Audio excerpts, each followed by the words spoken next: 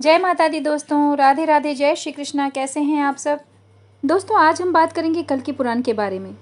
इस पुराण के बारे में भी कुछ एपिसोड्स में हम बातें करेंगे, जिसमें मैं इस पवित्र ग्रंथ से विशेष बातें जुटाकर आप लोगों के समक्ष लाऊंगी। आज प्रथम अध्याय में देखते हैं क्या क्या विशेष जानकारी है। तो चलिए दोस्तों शुरू करते हैं। दोस्तों, कल की पुराण के बारे में कुछ ध्यान देने योग्य बातें हैं। जैसे हम कहेंगे कि कल्की जी का अवतार संबल ग्राम में होगा, परंतु कल की पुराण में लिखा है भगवान कल्की का अवतार संबल में हुआ है। प्राचीन काल में वैदिक, तांत्रिक आदि विविध शास्त्रों के द्वारा आधारित इंद्र सहित देवता, मुनीश्वर और लोकपालों द्वारा स्वकार्य सिद्धि के लिए भक्तिपूर्वक सतत उपासित विघ्नेश, अनन्य, अच्युत, अजन्मा, सर्वज्ञ एवं सर्वाश्रय स्वरूप भगवान विष्णु का मैं वंदन करती हूँ।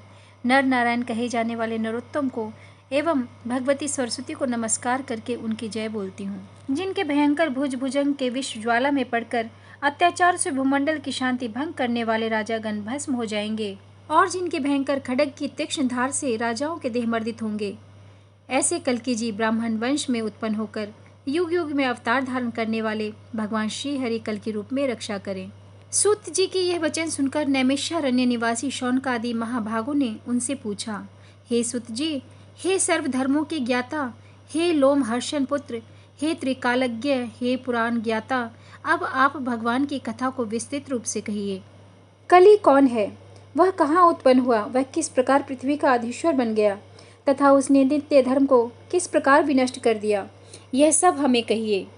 महर्षियों के ये वचन सुनकर सूत जी ने भगवान श्री हरि का ध्यान किया और फिर पुलकित होकर कहने लगे। सूत जी बोले, हे मुनीश्वरों, प्राचीन समय की बात है। इस परम अद्भुत उपाख्यान को पूछने पर ब्रह्मा जी ने नारद जी से जो कहा था वही मैं आप सबको कहता हूँ। फिर नारद जी ने इसका वर्णन व्यास जी से किया, जिसे व्यास जी ने अपने पुत्र ब्रह्मरात को सुनाया।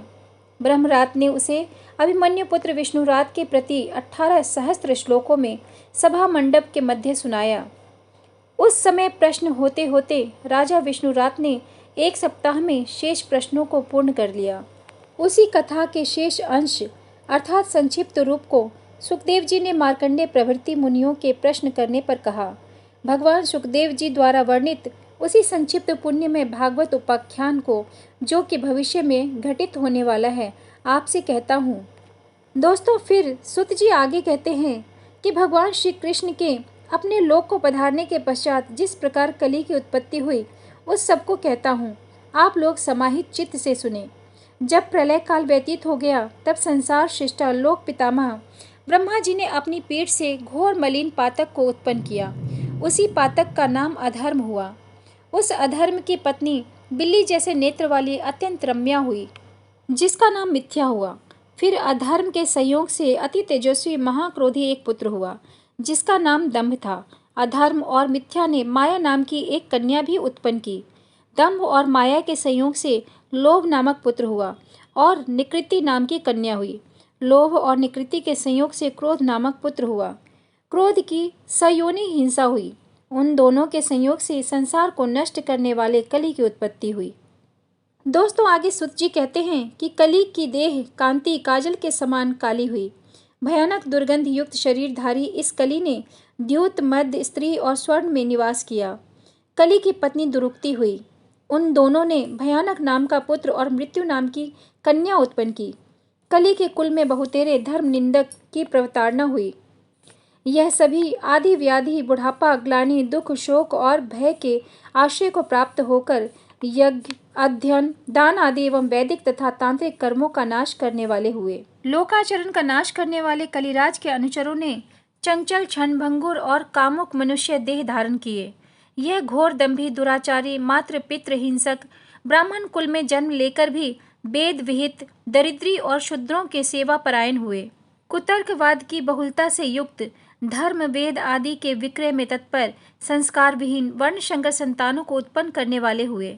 यह नाटे आकार के पापी, मठों में निवास करने वाले, यह कली के सेवक गण साले को भाई के समान मानने वाले और नीचों की संगति करने वाले हुए। विवाद कलह से शुद्ध रहने वाले, धनवान व्याज से जीविका चलाने वाले एवं कुलीन कहलाने वाले यह ब्राह्मण ही कलिकाल में पूजनीय हुए। दोस्तों आज के लिए इतना ही। इसी पुराण पर आगे चर्चा करेंगे अगले एपिसोड में। तब तक के लिए जय माता दी, राधे राधे, जय श्री कृष्णा।